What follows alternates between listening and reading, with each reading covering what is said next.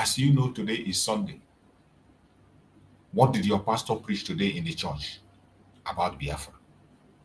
You that is a clergyman, a Biafran clergyman that went to church today, you prayed. Did you pray for Biafra? What message did you preach? You think that the insecurity has stopped. Every one of you have kept silent. They kidnapped Mazi Simon. Has your condition changed? What did you preach in your church today? I want to show you what a Yoruba preacher preached in his church. And I want to ask you, you that is a Biafran preacher, what did you preach in your own church today? Let's hear this Yoruba man, the message he has for his own congregation. The Yoruba indigene of Epa, I want to talk to you all. And I want you to accept what I'm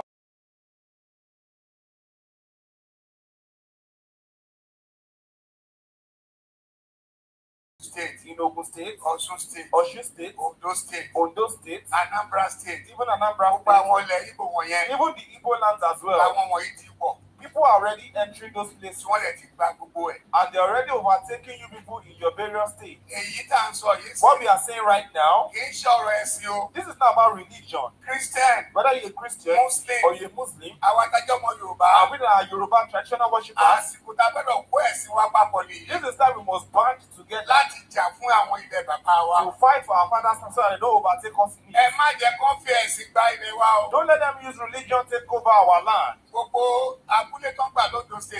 All those villages they've taken over in Ondo State, when they wanted to kill, they killed Christian and Muslim alike. They are fighting for the land, they are not fighting for religion. They are just coming through the lens of religion. But I'm telling you all Yoruba, please be prepared. Nigerians are back. Please be well prepared so that they don't take you away from your father's land. And calling onto the royalties in your land. Your new of the Imperial Majesty. Kabiesi, we greet you, sir. Please talk about this. The new Alaafin, please talk about it. All the kings in Ondo State. The kings in Lagos, Oyo, Osun, please talk about this. Because when the war overwhelms us, we will not be able to do anything about it. Personally, I'm ready for war. I told you the last time that you fortify yourself. Some people will say, why will a pastor utter that kind of statement? Please go and fortify yourself. Because when war comes, I will drop my Bible. I will go and fight for my father's land. Did you hear that? This is a message a Yoruba pastor is preaching, urging his people to prepare and protect themselves. Arm yourself, protect yourself against the invaders that are coming. You that is a Biafran Christian that went to church today, what did your pastor preach? We have top bishops. We have them in Vatican. We have them in the US. We have them in the UK. We have big pastors. What did they preach in their churches? What do they preach? They don't want to talk about the issue of Biafra. They don't even talk about the insecurity in their land. The intimidation and atrocity against them. This is a message that a Yoruba pastor preached in his own church. That even though he's a pastor, when the time comes, he's going to drop the Bible and take up the weapon and fight. And remember, there's a portion of the Bible that said a time will come when you have to sell everything you have and buy a sword. Sell everything you have and buy a sword. It is a message in the Bible. This is what a pastor preached. What did your Biafran pastor preach today in their churches? More especially the Igbo pastors. Yourself. Some people will say, why will a pastor utter that kind of statement? Please go and fortify yourself. Because when war comes, I will drop my Bible. I will go and fight for my father's land. When the Christianity came into Nigeria, it came in 1842. That was when it came in. And the first person to compile the Bible, his name is Williams. They killed him on the 6th. They bought him. He was lynched. The person that compiled the Bible for us. So don't let us put religion into our culture or for fight for our father's land. I will fortify myself and I'll be a leader. And if you can fortify people, fortify them. We will fight that war. I will drop my Bible because of my father's land. Because the Bible says it. Hebrews 6 verse 1. It says, set aside the teachings of Christ and let us do what is for you. We will now put it aside. Let's fight for our father's land. And we tell Jesus to help us. To help us in the war for our father's land. That's what we are going to do. When Jesus was caught, a disciple drew out his sword. His name is Peter. He cut off the ear of one of the soldiers. He cut off the ear of one of the soldiers. Jesus said, no. Keep your sword back in the shirt. That when the time comes, if you have a cloth, go and sell it.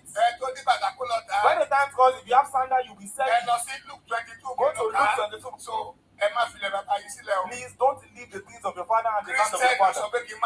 Christianity does not stop me from fighting for my father's rights.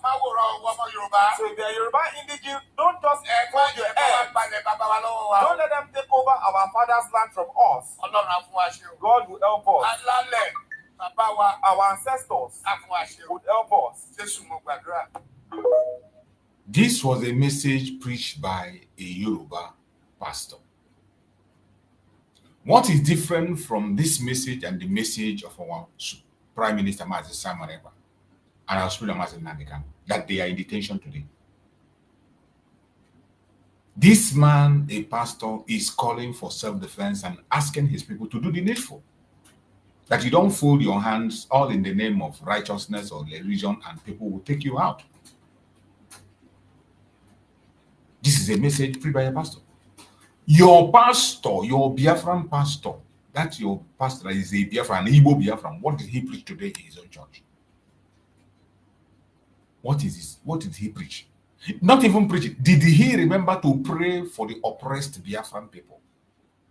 Did he remember to pray for the victimized Biafran people? We have somebody in Vatican, Cardinal Arinze. How many times have you seen Arinze open his mouth and talk about the insecurity in Biafran land, the attack against the Biafran people, the detention of Mazi Nnamdi Kanu, and presently that of Mazi Nnamdi, a cardinal living his life in Vatican? We have so many of them in the United States. We have so many of them in the UK. So being a Christian have made you not to fight for your freedom or speak up for people who are oppressed, even when you know that that was the mission of Christ. The reason Christ came to earth was to come and redeem mankind. Christ came to fight for Christianity. He fought for Christianity. That was his purpose on earth. Nothing else. Christ was in the forefront of fighting for Christianity. He fought with all his might, with all his strength. But today, some people think that being a Christian is that you must not speak about freedom. You mustn't talk about Biafra. When you say it, they will see you as a different thing altogether. Today is about personal interest, right? Personal interest. How long? When are we going to wake up? When are we going to wake up? How long will this nonsense continue? How many people more need to die? How many lives need to be wasted before you add your own voice? How many more lives need to be wasted before you add your own voice? In Biafra land today, the only people that speak about Mazi Nnamdi Kanu in their church gathering most time is either Mbaka or Ebukobi sometimes. Ebukobi and Mbaka, they are the only people who have been speaking about the issue of Biafra, Mazi Nnamdi Kanu, diplomatically, because we don't expect them to speak the way we speak, by the way. So they say they use their own diplomatic way to air their opinion, which is okay. But what about those people who are in various top places? They are there deceiving themselves. They are there trying to be politically correct, even though they know that the zoological republic will never, ever, ever get better. Nigeria is not one and cannot be one. And when we say Nigeria cannot be, it is not just me saying it. Even the people from the other region, both the southwest and the south, they concur with what we are saying. They agree with us. They agree with us that Nigeria can never survive. I want you to listen to this. Let's hear this. Let's watch this video.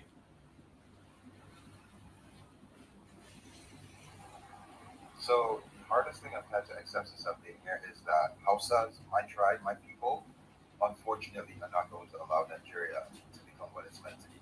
The mindset of the northern Nigerians are going to destroy this country. I'm sorry to say it. So this is an idea I had, right? It was very simple. Raise money, build orphanages, massive orphanages, and pick up the Almajiris off the street. Take the Almajiris off the street. Teach them engineering. Teach them tech. Teach them coding. Take them off the streets and teach them, try to get them up to par so they can compete. And I brought up how every time I had this conversation, I would bring up the four Indian kids, the four Indian boys, like 10-year-old boys that were online, or they were doing the live chat and building an app. Every time I bring up this idea to a northerner, the first thing they ask is, well, what about Islam? What about Qur'ani? What about Islamic school? When I say I have met incredible resistance to the idea of taking these boys off the streets and getting them to join the global age. Like, my mindset is this. Every corner you go in northern Nigeria, there are 5 people willing to teach these boys Islamic school, Quran. There are 10 people willing to teach them everything they need to learn about Islam. Why isn't there anyone willing to teach them anything else? So when I brought that up, some people were like, I had people going, it will never happen unless I have to teach them Islamic curriculum in the schools. I said, you don't understand.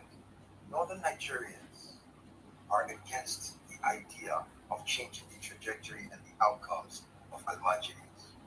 Did you hear that? This guy that is speaking is a northerner from northern Nigeria. He started his speech by telling you that northern Nigerians will never ever allow Nigeria to progress. They will never allow things to change. They will never allow themselves to improve or allow others to improve. And it is not a Biafran that is saying it, not an Oduduwa man. Somebody from the northern part of Nigeria.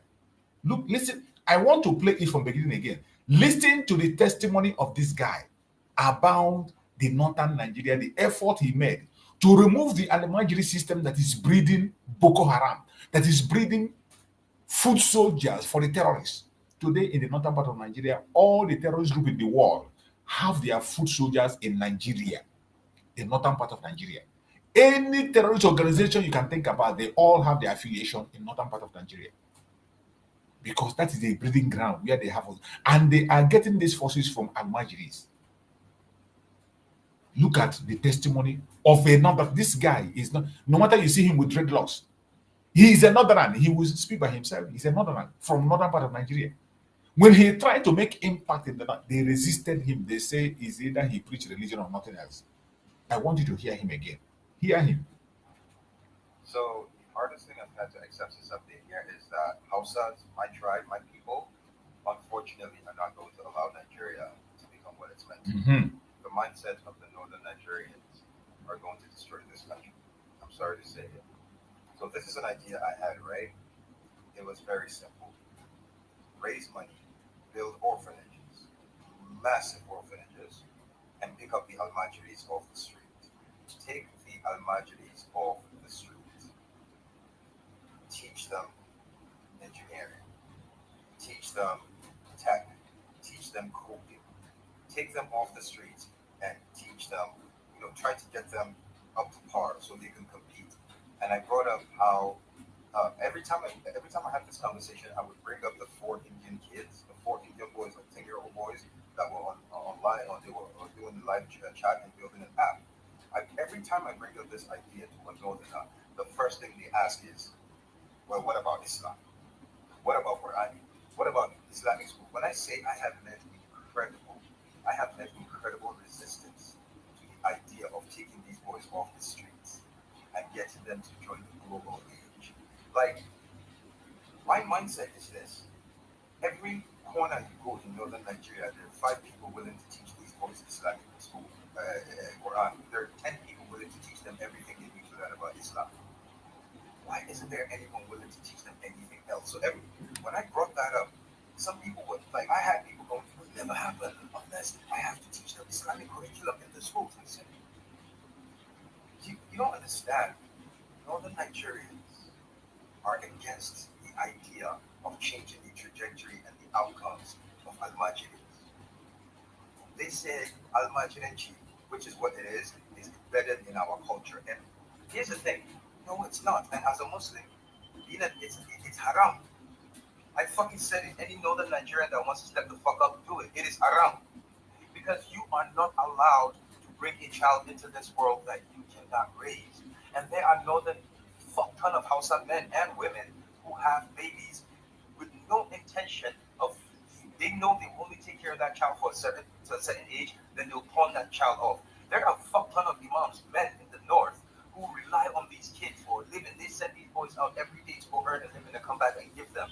I thought of an idea that, look, we need to find a way to raise money, build orphanages, teach these boys tech, teach them engineering, teach them robotics, let them compete with the global populace. And every time I bring this up, every fucking Hausa person I tell this shit to wants to argue with me. They see it's not going to. They are vehemently against this. So I need you to understand. I need to ask you, how will Nigeria as a fucking country compete with the likes of Ghana, South Africa, Malaysia, Singapore, Indonesia, when the northern Nigeria is part of Nigeria? Good question. The thing I'm going to have to say as a Hausa man is, for Nigeria to advance, they have to get rid of Hausa. They have to get the north Nigeria. Did you hear it? For this guy is a northerner. He's saying for the Zoological Republic to succeed, that they have to get rid of the northern part of Nigeria. That is, you can never know progress as long as northern part of Nigeria continue to be part of this Nigeria. And I will help him to explain it more. For people to succeed, you must end anything called Nigeria. Throw it to the trash and trash it and push it into a dustbin and burn it up. As long as this name called Nigeria continues to exist, nobody in that area will see success. As long as you're linked to anything Nigeria, if you attach yourself to anything Nigeria. So this issue of saying northern and command, then you continue to answer. No. Every region, go your separate ways and be whom you want to be. Peacefully, let the Biafrans go. Peacefully, let the Oduduwa people go. Peacefully, let the Arewa go. Peacefully, let the Medu-Betan go. Let everyone grow in their own space, at their own speed, and compete at the level which they are capable to compete. If you want to build a caliphate, there is no problem with building a caliphate. Go ahead and build a caliphate. You want to build a monarchical system, build that monarchical system and deal with it with people that agree with it. You want to build a secular system, be there and stay with people that agree with it. That is all we are asking. The demand to end Nigeria is not a selfish one. It is not a wicked one. It is not born out of envy, greed. It is to save humanity. And look at somebody from the northern part of Nigeria. A northerner that lives in the United States came back to improve his people. They attacked him and said it will never happen. They prefer to continue to the elementary level. And this guy is testifying, telling you that Nigeria can never succeed as long as the northern part of Nigeria continue to be with the south. They will never know peace. But for us, we are gone and gone for good, and we cannot be part of this madness. Never anymore. Never, ever. I want you to hear it from him. The fucked up thing I'm going to have to say as a Hausa man is, for Nigeria to advance, they have to get rid of Hausa. Mm-hmm. They have to get the north This is a sad, Tell them. sad realization. Tell That them. it can never work. Like, this is insane. And I am Hausa. This is fucking crazy. No, Like, if it were an Igbo man that said this, right they will here, say, this is attestation of bring him and citizenship kill him. from New York. As you can see, I am from Shanono local government in Kano State. I am as fucking northern Hausa as it fucking gets. I To am prove as it. Aboki as it can possibly fucking get. And I am saying Nigeria to win, to compete on the global stage, Nigeria will have to get rid of the North. It will not happen with my people are actively holding this country back. It is so fucking insane. Did you hear that? Did you hear that? This is a northerner. If it were to be a Biafran that said, they say, oh, Biafran. And for the guy to make it clear, he brought his documents. He brought his documents, attestation of citizenship. He brought his document to show you where he come from. You know, because you see him with dread. Some of you were saying he's not Hausa. Maybe he's claiming to be Hausa. To make it clearer for you, this is somebody from the north. I want us to hear it again. Making it plain and open and telling you that for Nigeria to succeed, you must get rid of the north. But I'm trying to put it right that Nigeria will never succeed. For anybody inside that zoological republic to succeed, we must trash it. Take that name, fold it like a tissue paper, and throw it, flush it in the toilet. Every region go back to themselves and grow. The testimony of this guy, a northerner. If it was a Biafran, they say, it's a Yoruba, they say, Yoruba. This one is a northerner who have seen the light, lived in the United States all his life, came back to impact his people. They rejected him and pushed him away. And look at his statement, the conclusion that he reached. Nigeria is part of Nigeria. The most fucked up thing I'm going to have to say as a Hausa man is, for Nigeria to advance, they have to get rid of Hausa. They have to get the North, Nigeria, it can never work. You hear? This is a sad Tell them. realization. Thank Thank God you yourself have realized because you are up. This is insane. And I am Hausa. This is fucking crazy. Wait, let me show you something. Right here, this is attestation of citizenship from New York. As you can see, I am from Shanono local government in Kano State. I am as fucking northern Hausa as it fucking gets. I am as Aboki as it could possibly fucking get. And I am saying Nigeria to win, to compete on the global stage, Nigeria will have to get rid of the North. It will not happen with my people are actively holding this country back. It is so fucking insane. You see, with this kind of testimony that this guy testified, Alex Storb and Finland still took Mazi Simon Ekpa, who is trying to remove his people from this very entity that will never succeed. You see somebody from the northern part of Nigeria telling you that for the zoological republic to succeed, that they must have to get rid of the north. And you see the Biafran people fighting to take themselves away from this ship that is bound to collapse. A ship that is bound to collapse. And what did they do? They connived with Finland and they took away our prime minister. Look at the testimony of a northerner. These are people. These are places you want us to be.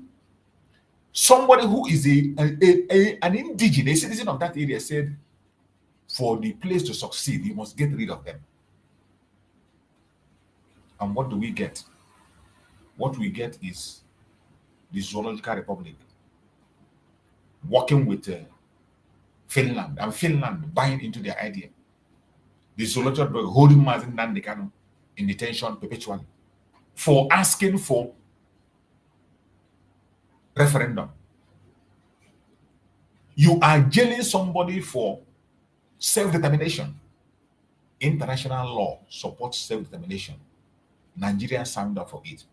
African peoples and human rights law supports self-determination. Nigeria signed up for it.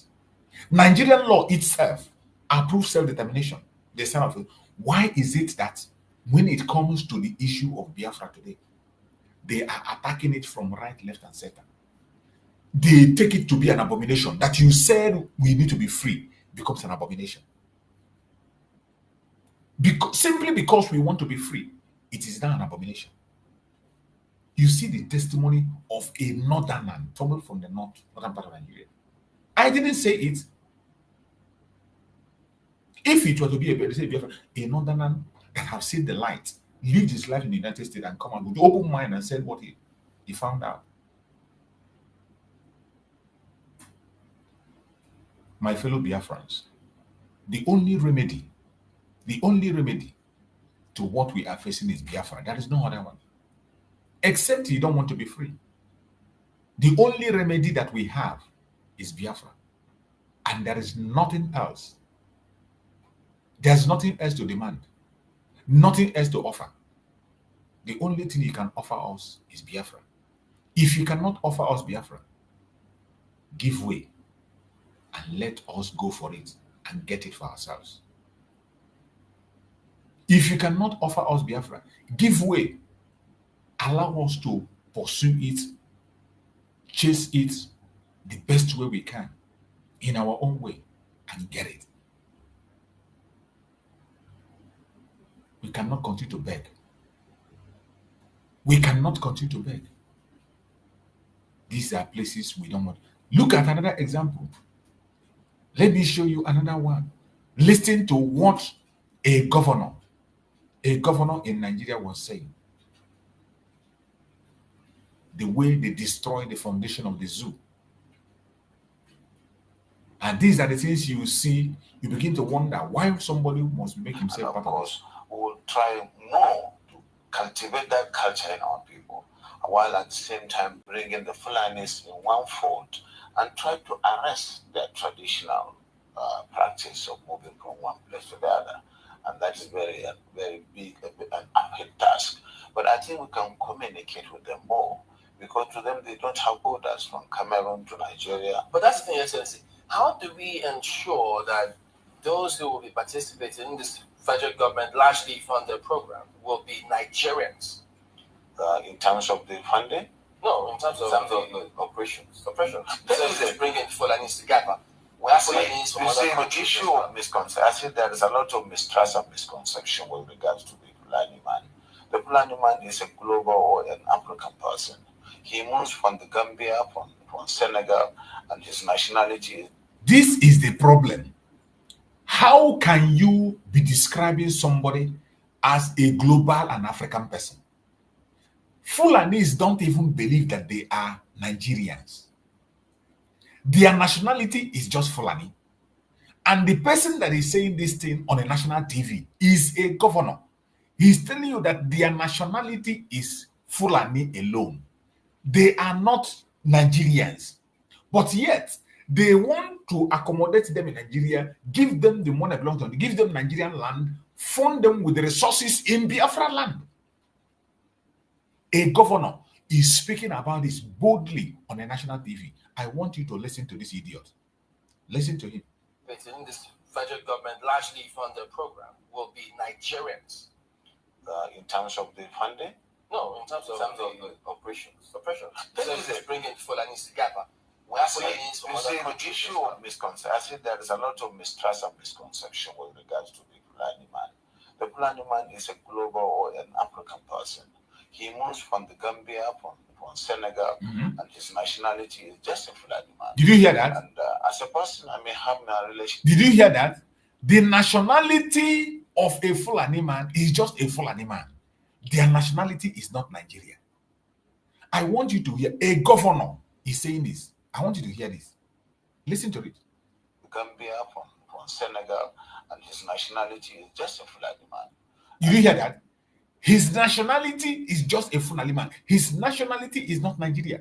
They are from Gambia, from Senegal, from all parts of the world, and their nationality is Fulani. These same people come into a place they call Nigeria. And some of you brainless people are busy holding on to Nigeria, whereby the Fulanis that are removing the place, the Ottoman Danfodio of Sokoto, the Sultan of Sokoto doesn't believe in that you want Nigeria. He's not even, he is just a Fulani. Ottoman Danfodio, Sultan of Sokoto is just a Fulani.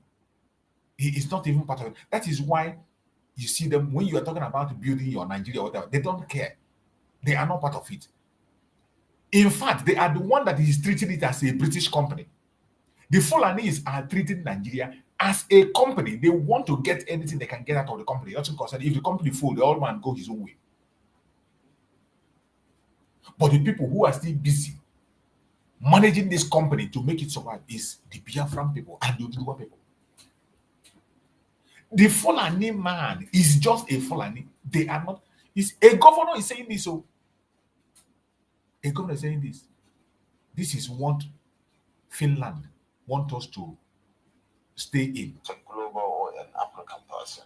He moves from the Gambia, from Senegal, and his nationality is just a Fulani man. And as a person, I may have my relations in the Cameroon, but they are also Fulani men. I have relations because from the maternal side, I'm a Fulani man. And that is why we want to educate people. A Fulani man sees himself as a Bayelsan, as somebody coming from the Niger Delta. Imagine. Because he speaks the Niger Delta language, which you and I don't. And of course, we would have to just take this as part of our own heritage, something that is African, and that we cannot just close the border and say the Fulani man is just a Nigerian or this. No. In most cases, the crises are precipitated by those outside Nigeria. When there is a reprisal, it is not the Fulani man within Nigeria that causes it. It is that culture of getting revenge, which is embedded in the tradition of the Fulani man, that attracts the president from all over the country. Did you see that the Fulanis have a culture of revenge, vengeance? They will never stop. And the Avengers attack Fulani from all parts of the world, come and help them and fight, and they take vengeance. You see why the insecurity in the Zoological Republic will never stop until you end Nigeria. If you don't end it, people begin to protect their border. It will never stop. Look at a governor defending terrorism. A governor defending terrorism, that why you have terrorism and Fulani terrorize people is because they have imbibed the idea of revenge. They will always revenge. When you do something, they will not forgive. They must fight back and revenge. That is that vengeance in them. That is why they come from all parts of the world to come and wage war against innocent people. I understand. Does that mean that those Fulani men who are maybe domiciled in other countries who move around, they can come into the country and this plan will accommodate them as well? Yes, that's what we want to do. But it has to be done through sensitization, telling them you have to buy in the project, and you use the language the Carter is up to be able to convince them away from the mistrust where the whole system of transhumance or pastoralism is criminalized. Criminalization of pastoralism is the problem that we have with this project, and it requires people with passion who understand them and who they believe in, people like us from that part of the country, to say yes, we have this. Because today there is no limit to the accusation that this and that has happened and it is the blind man who caused it. There is no tribe that is not that we don't have this criminality in, but certainly the way and manner we do it is really exacerbating the crisis and the problems. Would there be any form of documentation of all the people that will be, Yes, we are taking that. Oh yes, that's going to give Nigeria the opportunity to really have the best in terms of documentation in the demographics. Because, as I said, the blind man settles anywhere he can feed his cattle. And so, if they are put in one place and they are made to understand that this is to save them and their animals, they are exposed to the vagaries of the forest and what is going on, cattle rustling, killings, and what have you. And that's why it is important for them to understand that staying in one place is good. And of course, in terms of the best practice of carrying the meat, the cows and the let's do with that security and go for a bit. Is there going to be this plan going to be a fenced enclosure where anyone who comes in is secured, so there is no one that can just come in from anywhere else? No. It is going to be a colony, and a colony does not require a fence. You will understand the reason. You will understand the reason why people are concerned because of all the security issues that have been happening over time. So if these forests are there anyway, if you don't occupy hide them and create a colony out of them. They create places for the criminals. And today, that's why you have the Sambisa forest, because it's not being utilized. But Your Excellency, much as yes, I mean, they're fantastic. We have met a lot of them who are Fulanis as well. But the concern too is, why should federal government use resources for this country to accommodate Fulani men who are not Nigerians? You see, as I said, we're already accommodating them. Do you delineate and then really know who is not a Fulani man from Nigeria? They are all Nigerians. Because I said their identity, their own citizenship is Nigerian. Did you hear that? Every Fulani on the planet Earth are all Nigerians. That is why he told you that their nationality is Fulani. So if you want to get rid of the Fulanis, you must get rid of Nigeria. If you want to get rid of the Fulanis that are taking innocent life, you must get rid of Nigeria.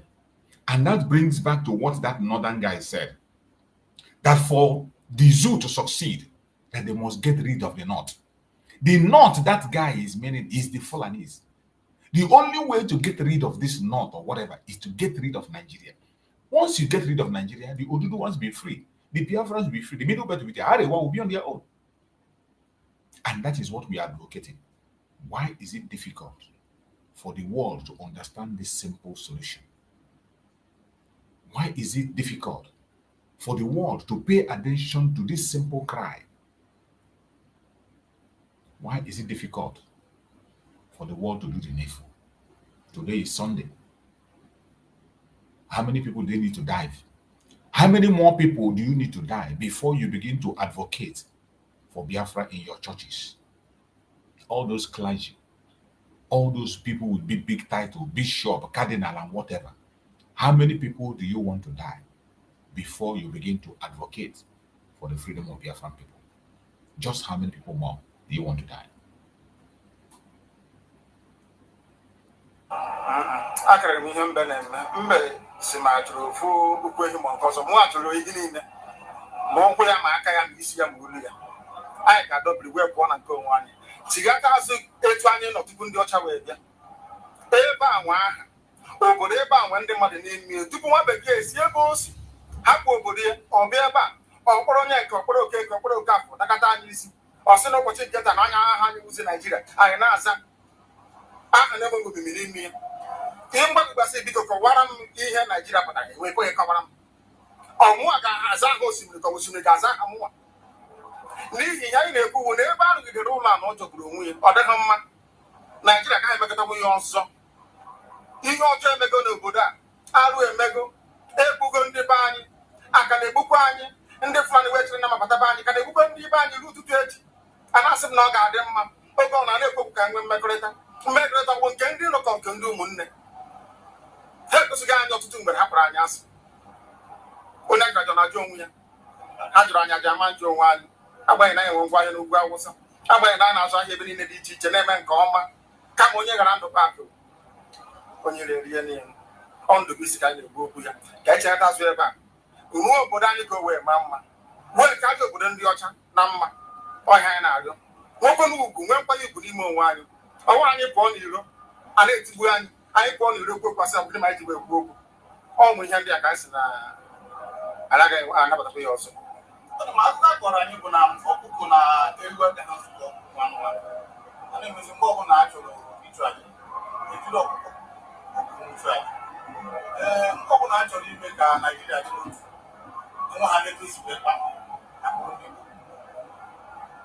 ọ pụtara na anyị bụ ọkụkọ ma ọ bụ ka ọ pụtara na anyị eziga ka ha zụkọ mere ya bụ ihe ji eme anyị bụ ndị Igbo ụdị na ọbara ndị Igbo ahụ kpafu Naijiria anya ọ bụ site na akpamasị ihe na-eme anyị dịka ihe mere ndị ji oge mgbe gara aga etu ka mba niile dị iche iche gbaa ụmụ Izrel na asị a na-egbu ha a na-egbu ha a na-egbu ha afọ niile aka na-egbu ha o wee ruo oge ugbu anyị asị na ogbugbu a na-egbu anyị na ọ dịghị anyị mma ọ ka mma na onwe ihe ga-egbu anyị bụ nwere onwe njem a nke anyị na-aga kama na na-esi echeta n'ụtụtụ asị na onwe onye gburu ebe a nwa ha na-ekwu okwu odo na onye n'aka ụkọchukwu n'ugwu Awụsa ebepụ isi abụghị ofu ugboro ọnwụ ugboro abụọ, ọnwụ ugboro atọ, ọnwụ ugboro anọ. Ọ bụ ruo ole mgbe ka a ga-egbugide anyị wee rue? Anyị asị mba na anyị ga-aga ka enwe ike wee nwere onwe anyị. Ọ ka mma na anyị nwụrụ ebe anyị na-azọ nwere onwe tupu na anyị nọ n'ụlọ etuba mmadụ ga-abata n'ime ụlọ bịa gbugbu isi. A sị na achọghị ụdị nke ọ bụghị anyị maka ga-eji wee chụọ aja ọzọ. Ọ ka mma na anyị nwụrụ ebe anyị na-azọ nwere onwe na anyị ya anọ mmadụ abata n'ụlọ anyị wee bere anyị isi. Okwu ahụ dị omimi. Ọ ka mma na anyị nwụrụ ebe anyị na-azọ nwere onwe. Ọ ka mma na anyị nwụrụ ebe anyị na-anụ ọgụ iseve ndụ anyị dan na anyị anọ n'ụlọ wee fold aka mmadụ abata wee bepụ anyị isi. Ọ ka mma ebe ọ bụla ị nọ, wherever you are, it is high time we sit up, stand up and face the order of the day. Our freedom is in our hands. Our freedom is in our hands. Anything you can do to make sure that this name Zoological Republic ends. Anybody that is against this Nigeria, I am with you. Whoever you are, I don't want to know. I don't want to know your religion. I don't want to know your tribe. I don't want to know your location. I don't want to know your group. As long as you are standing against the Zoological Republic called Nigeria, I'm with you. Nigeria must end to save life. That is the only way to save the life of the ordinary people. We must continue to speak as Christians. Today is Sunday. One of the most important things you have to do is to know that the person who brought Christianity, the person upon whom you are putting your hope on Christianity, fought for freedom. He fought for freedom. Christ himself came to the world to fight for freedom of mankind. He came to fight for freedom of mankind. That was the only thing he did. He didn't come for any other mission. The mission of Christ was to come and fight for the freedom of mankind, and he fought and won. Why would you, who call yourself a Christian, not be fighting for freedom? Why would you that call yourself a Christian not be supporting